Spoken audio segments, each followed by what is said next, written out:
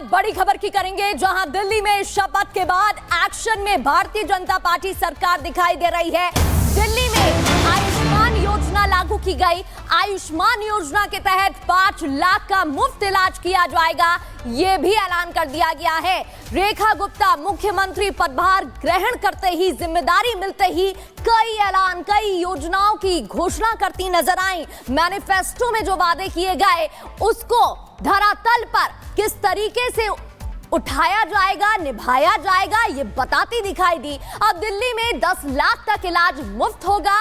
विधानसभा में CAG report पेश करने का फैसला लिया गया है। ये 6 तस्वीरें टीवी स्क्रीन पर आप देख रहे हैं। यमुना सफाई की शपथ, ये तस्वीरें उस वक्त की जहां यमुना आरती हुई, पूजा की गई। मैनिफेस्टो में जिसका जिक्र था वो ऑन ग्राउंड देखने को मिला। आयुष्मान की सौगात, किस तरीके से मुफ्त इलाज इसके तहत मिलेगा, बताया गया। केजरीवाल पर सीएजी अटैक किया गया, इसकी बात कही गई। सचिवालय में मीटिंग देखने को मिली, मीटिंग का सिलसिला जारी रहा। कैबिनेट में ताबड़तोड़ फैसले लिए गए और रामलीला मैदान में शपथ। ये 6 तस्वीरें आप देख रहे हैं जहां ताबड़तोड़ एक्शन मोड में मुख्यमंत्री नजर आई। और इसके अलावा शपथ के बाद रिपब्लिक भारत की टीम ने मुख्यमंत्री रेखा गुप्ता से बातचीत की। पहली कैबिनेट से फैसले लिए गए हैं। आगे क्या एजेंडे रहेंगे उसके बारे में भी सवाल जवाब किए गए। हमारे साथ बात करने के लिए दिल्ली की मुख्यमंत्री रेखा गुप्ता जी हैं। मैम रेखा जी, बड़ा जन सैलाब आपको मिलने के लिए यहाँ पहुंचा हुआ है, बड़ी उम्मीद के साथ। बिल्कुल, दिल्ली की ढेरों अपेक्षाएं भारतीय जनता पार्टी की सरकार से है और मैं ईश्वर से प्रार्थना करूंगी कि इतनी शक्ति हमें दे कि ये जितना पूरा बैकलॉग, इतने सालों का 27 साल का बैकलॉग क्लियर करने की हमें ताकत दे। बिल्कुल, पहली कैबिनेट की बैठक हुई और उसमें कई मुद्दों को आपने उजागर किया और काफी काम करना है यहाँ पे। क्या क्या और मुद्दों को आप उजागर करेंगे और क्या क्या काम करेंगे? मैंने पहले ही बताया, जो कमिटमेंट्स हमारी दिल्ली से है उन कमिटमेंट्स को पूरा करना ही हमारा एकमात्र लक्ष्य है। और उसके लिए कल से ही पहला दिन जो हमारा शपथ का था, हम लोग अपने काम में जुट गए। यमुना आरती के लिए आप गई, सारा मंत्रिमंडल गया, कैबिनेट गया, आप यमुना आरती आपने किया और यमुना माता के सामने हमने कहा कि जल्द से जल्द यमुना को साफ करवाएंगी। यमुना माई हमारी आस्था का प्रतीक है, हमारा स्वाभिमान है। और कल हमने यमुना जी के घाट पर आरती करते हुए यही शपथ ली कि जितना भी काम यमुना जी को साफ करने के लिए करना पड़ेगा, जितने रिसोर्स लगाने पड़ेंगे वो सारे लगाए जाएंगे। निश्चित रूप में यमुना को साफ करना हमारा प्रथम कर्तव्य है। तो निश्चित रूप में यमुना को साफ करना प्रथम काम रहेगा, ये मुख्यमंत्री ने साफ कर दिया है। ग्राउंड जीरो से हमारे साथ अनामिका सिंह काली और लोमस जुड़ गए हैं। लोमस, आपने एक्सक्लूसिव बातचीत की, दर्शकों को हम सुनवा रहे थे, साथ ही सरकार और मुख्यमंत्री अटैकिंग मोड में नजर आ रहे हैं। शुरुआत से ही एक के बाद एक फैसले लिए जा रहे हैं, यहां तक कि शीश महल को म्यूजियम बनाने तक की बात कह दी गई।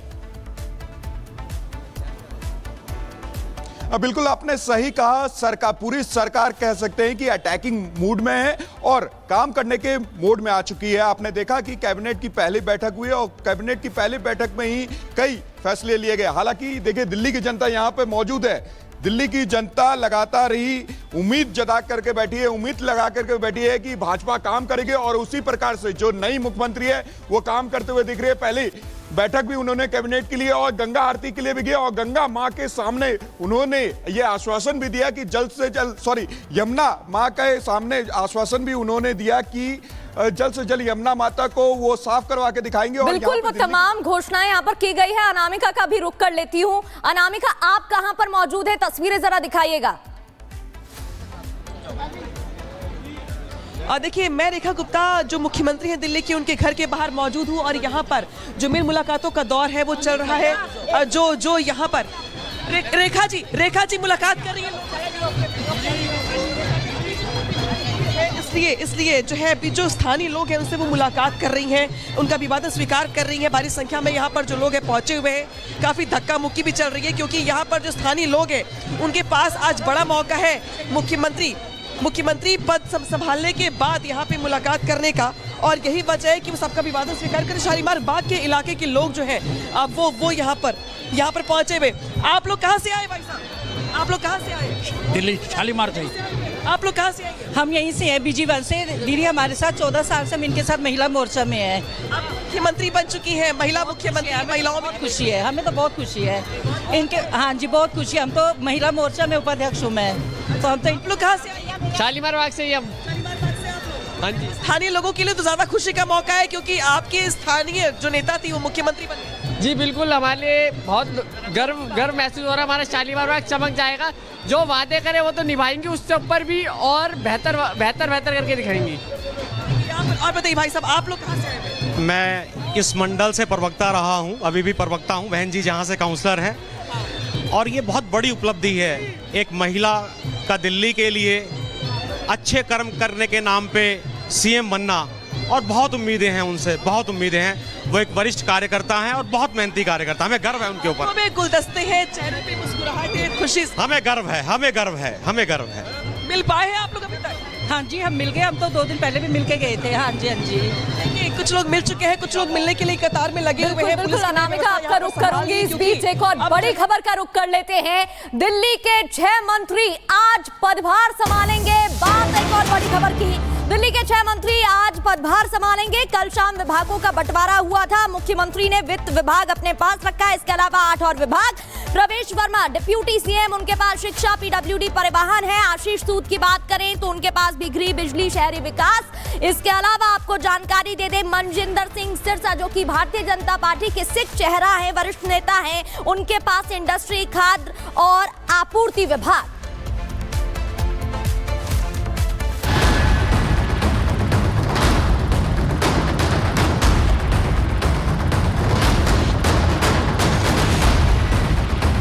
मुख्यमंत्री पद की शपथ के साथ ही मैडम सीएम फुल एक्शन में हैं। अपना पदभार संभालते ही फैसले धुआंधार ले रही हैं।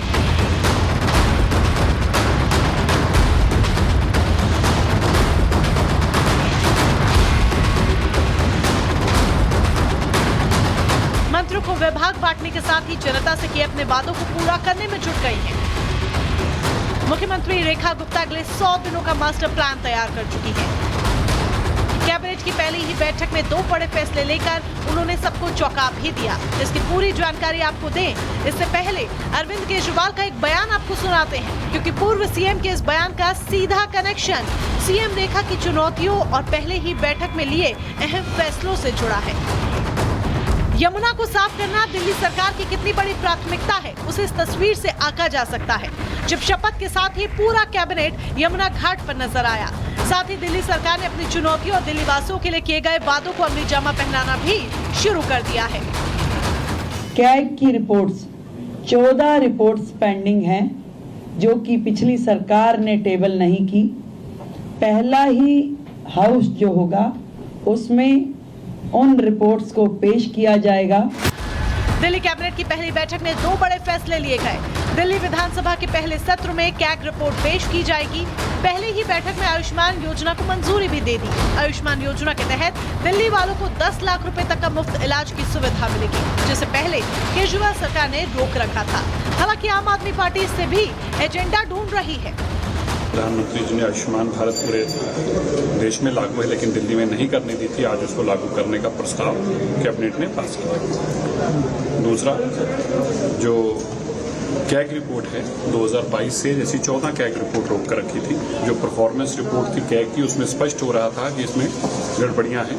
खासतौर पर जो शराब, नीतीश के शराब की सप्लाई का मसला था, उसमें भी गड़बड़ियां पाई गई। दिल्ली की सभी महिलाएं इंतजार कर रही थी कि इस बैठक में 2500 रुपए प्रति माह की योजना पास होगी, लेकिन मुझे दुख है इस बात का कि सरकार बनने के पहले ही दिन भारतीय जनता पार्टी ने अपने वादे तोड़ने शुरू कर दिए। आतिशी का ये सवाल इसलिए बड़ा है क्योंकि बीजेपी के चुनावी वादों में यमुना की सफाई के बाद 8 मार्च तक महिला लाभार्थियों को 2500 रुपए खाते में डालना अहम वादा था। हालांकि पहले ही दिन दिल्ली की नई सरकार के दनादन फैसलों से ये बात तो साफ है कि अगले कुछ दिनों में ये बड़ा ऐलान भी हो जाएगा। और साफ ये भी है कि खुद को कट्टर ईमानदार कहने वाली पार्टी के आगे आने वाले दिन कितने आसान होंगे, क्योंकि यकीनन आसान नहीं होंगे, क्योंकि केजरीवाल के 10 सालों का चिट्ठा अब खुलने वाला है। Bureau report, Republic Bharat. और बात दूसरी बड़ी खबर की करेंगे, जहां उत्तर प्रदेश के संभल हिंसा मामले में बड़ा खुलासा हुआ है। पुलिस ने बताया, सूत्रों से जो खबर सामने आ